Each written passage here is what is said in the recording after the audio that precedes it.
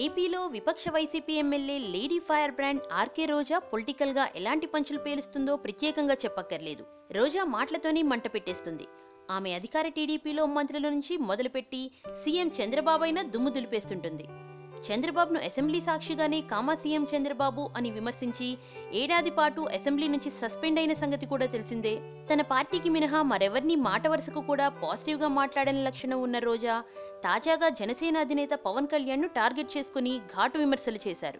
తాజాగా పవన్ శ్రీకాకుళం జిల్లాలోని ఉద్దానం కిడ్నీ బాధితులను పరామర్శించి వారిని ఆదుకోవాల్సిన బాధ్యత ప్రభుత్వానికి ఉందని చెప్పారు. ఈ మేరకు ఆయన ప్రభుత్వానికి 48 గంటల పాటు అల్టిమేటం జారీ చేసిన సంగతి తెలిసిందే.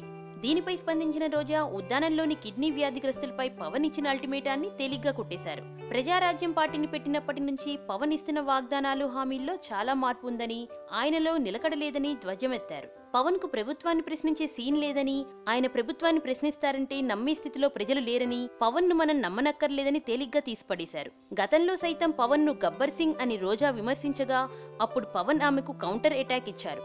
మరి ఇప్పుడు రోజా సెటైర్లకు పవన్ మరో మీటింగ్ లో ఎలా రీకౌంటర్ ఇస్తాడో చూడాలి. ఇలాంటి మరిన్ని తెలుగు టాపిక్స్ గురించి తెలుసుకోవాలంటే మా తెలుగు ట్రెండ్స్ ఛానల్ కి సబ్స్క్రైబ్ చేయండి.